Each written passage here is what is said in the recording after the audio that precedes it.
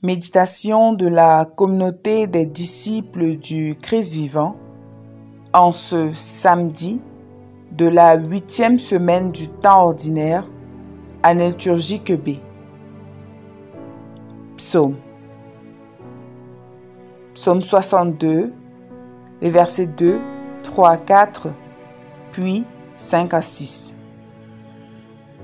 Mon âme a soif de toi, Seigneur mon Dieu. Dieu, tu es mon Dieu, je te cherche dès l'aube. Mon âme a soif de toi.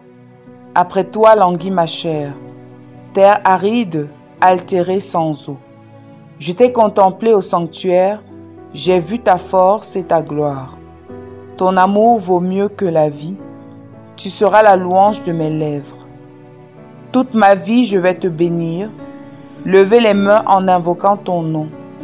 Comme par un festin je serai rassasié, la joie sur les lèvres je dirai ta louange. Parole du Seigneur. Méditation. Bien-aimés dans le Seigneur, Dieu soit loué en tout temps. C'est inhabituel de méditer sur un psaume. Des textes que la liturgie nous propose souvent au quotidien, nous avons tendance à nous appesantir sur l'évangile, sinon sur la première lecture. Les psaumes sont rarement médités.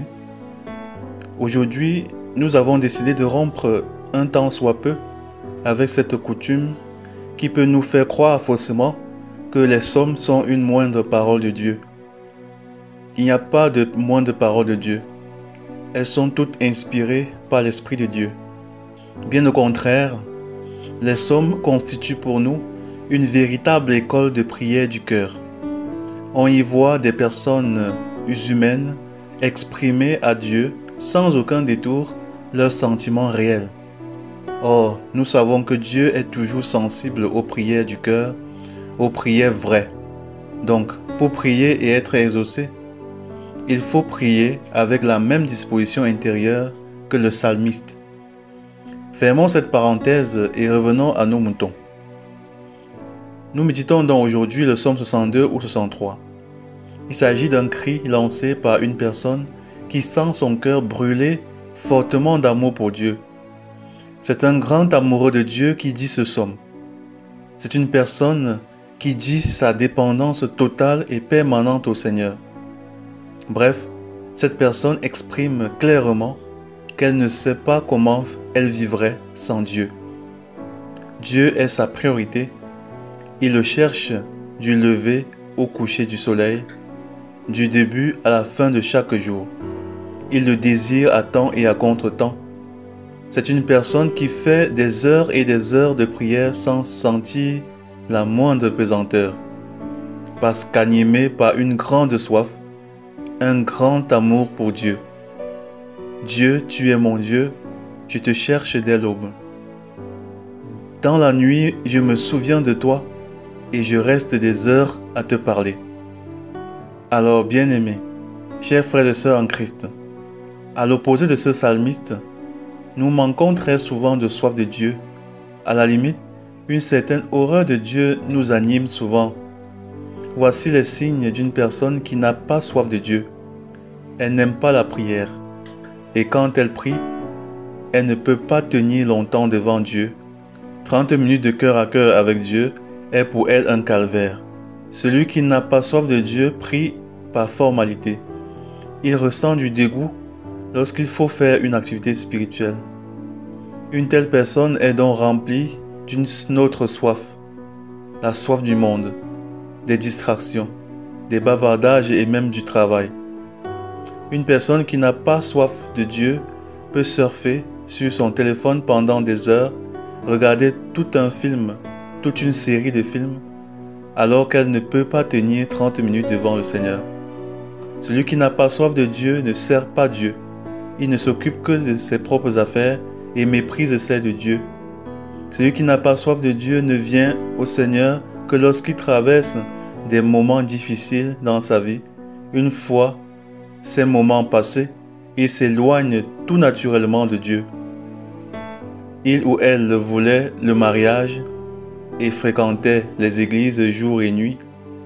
Une fois mariée, il ou elle n'a plus le temps pour Dieu. Il ou elle est devenu très occupé par ce mariage. Très occupé, si bien qu'il ou elle ne prie plus, ne va plus à l'église. Bien-aimés, c'est la soif de Dieu qui nous ouvre à une vraie relation avec Dieu. C'est cette soif qui nous ouvre à ses bénédictions. Celui qui a soif de Dieu est toujours béni de Dieu, car il sait écouter et faire la volonté de Dieu. Lorsque nous n'avons pas soif de Dieu, nous ne pouvons prendre aucun risque lié à l'annonce de l'Évangile. Nous ne pouvons faire aucun sacrifice pour vivre et annoncer sa parole. C'est cette soif qui a poussé Saint Justin, père de l'Église dont nous célébrons le martyre aujourd'hui, à servir le Seigneur au point de donner sa vie pour lui. Le secret de Satan, pour nous séparer de Dieu, est de tuer en nous la soif de Dieu et de nous remplir de l'amour du monde. Et il en a tué dans un nombre incalculable de cœurs. Quel est mon sentiment pour Dieu en ce moment? Est-ce que je sens mon cœur le désirer fortement, plus que tout? Prions. Dieu, tu es notre Dieu. Comme notre âme veut avoir soif de toi, accorde-nous d'avoir soif de toi. Ainsi, nous te chercherons avec joie, engagement et empressement et te servirons tous les jours de notre vie. Intercession. Seigneur Jésus, les chrétiens refroidis, il y en a en abondance. Nous te prions particulièrement pour ceux-là qui, au fil des jours, des mois et des années, ont vu leur élan pour toi décliner et même disparaître. Accorde-leur la grâce d'un renouveau de la foi. Vierge Marie, intercède pour nous. Exercice spirituel.